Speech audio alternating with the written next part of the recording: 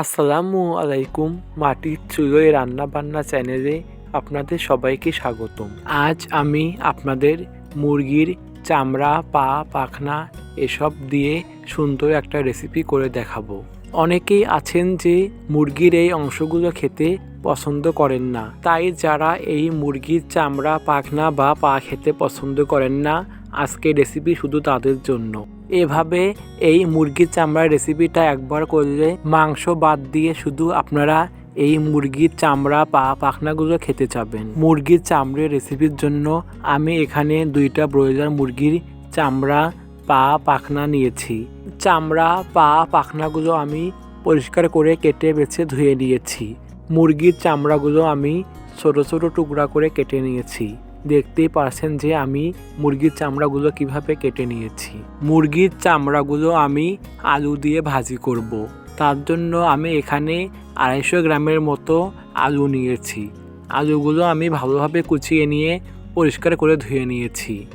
আর আমি এখানে মাঝারি সাইজের 5টা পেঁয়াজ কুচিয়ে নিয়েছি পরিমাণ মতো কাঁচামরিচ, আর নিয়েছি 1.5 টেবিল চামচ পরিমাণ আদা রসুন বাটা, 1 টেবিল চামচ পরিমাণ জিরা ধনিয়া বাটা, আর 2 চা চামচ পরিমাণ গরম মশলা বাটা। এবার আমি রান্নার জন্য কড়াইটি চুলায় বসিয়ে দিয়ে কড়াইয়ে দিয়ে দিব 2 টেবিল চামচ পরিমাণ সয়াবিন তেল। তারপর আমি তেলটা গরম করে নিয়ে তেলের মধ্যে দিয়ে দেব পেঁয়াজ কুচি। আমি যে পেঁয়াজগুলো কুচিয়ে নিয়েছিলাম সেখান থেকে অর্ধেক পেঁয়াজ কুচি আমি এর মধ্যে দিয়ে দিয়েছি ছোট মাপের 3টা তেজপাতা। তারপর পেঁয়াজগুলো কিছুক্ষণ নেড়ে আমি দিয়ে দিব 1/2 চা চামচ পরিমাণ পাঁচফোড়ন।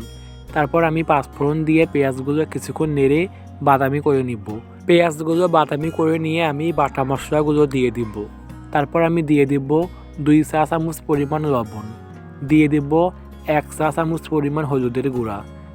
এবার আমি পেঁয়াজগুলো মশলার সাথে কিছুক্ষণ নেড়ে নিয়ে দিয়ে দিব অল্প পরিমাণে মশলা ধোয়া পানি। এবার আমি কিছুক্ষণ মশলাগুলো ভালোভাবে নেড়ে কষিয়ে নিব।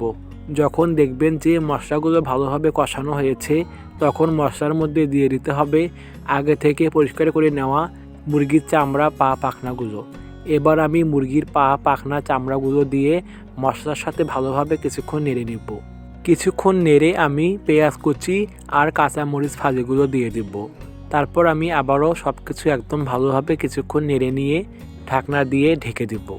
ঢাকনা দিয়ে ঢেকে চুলার আঁচটা মিডিয়ামের থেকে একটু কম আঁচে রেখে 10 থেকে 12 মিনিটের মতো আমি মুরগির চামড়াগুলো ভালোভাবে কষিয়ে নিব। মাঝে মধ্যে 2 থেকে 3 বারের মতো মুরগির চামড়াগুলো নেড়ে নিতে হবে যাতে নিচে না লেগে যায়। আমার মুরগির চামড়া, পা, পাখনাগুলো ভালোভাবে কষিয়ে নেওয়া হয়েছে। যখন দেখবেন যে মুরগির চামড়া থেকে তেল ছেড়ে দিয়েছে, তখন বুঝবেন যে চামড়াগুলো ভালোভাবে কষানো হয়েছে। এখন আমি এই মুরগির চামড়ার মধ্যে আগে থেকে পরিষ্কার করে নেওয়া আলুগুলো দিয়ে দিব। তারপর আমি আলুগুলো চামড়ার সাথে কিছুক্ষণ নেড়ে ঢাকনা দিয়ে ঢেকে দিব। এবার আমি ঢাকনা দিয়ে ঢেকে 10 থেকে 15 মিনিটের মতো চামড়াগুলো ভালোভাবে রান্না করে নিব। এ সময় চুলার আঁচটা মিডিয়াম আঁচে রাখতে হবে। বেশি জোরে আঁচ দেওয়া যাবে না, আবার বেশি লোর আঁচেও রান্না করা যাবে না। একদম মিডিয়াম আঁচে রান্না করতে হবে, তাহলে অনেক সুন্দর হবে এই মুরগির চামড়া ভাজিটা। আমার ভাজিগুলো প্রায় হয়ে এসেছে।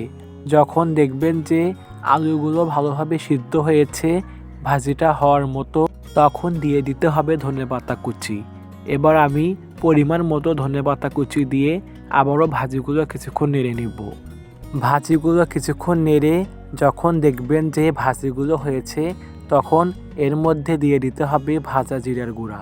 এবার আমি এর মধ্যে 1 চা চামচ পরিমাণ ভাজা জিরার গুঁড়া দিয়ে আবারও ভাজিগুলো কিছুক্ষণ নেড়ে চুলা থেকে ভাজিগুলো নামিয়ে নিব। এবার আমি একটা পাত্রের মধ্যে ভাজিগুলো বেড়ে নিব। গরম ভাতের সাথে এই রেসিপিটা খেতে অনেক মজার হয়। আশা করি আজকের পর থেকে আপনাদের আর এই মুরগির চামড়া, পা, পাখনা নিয়ে ভাবতে হবে না।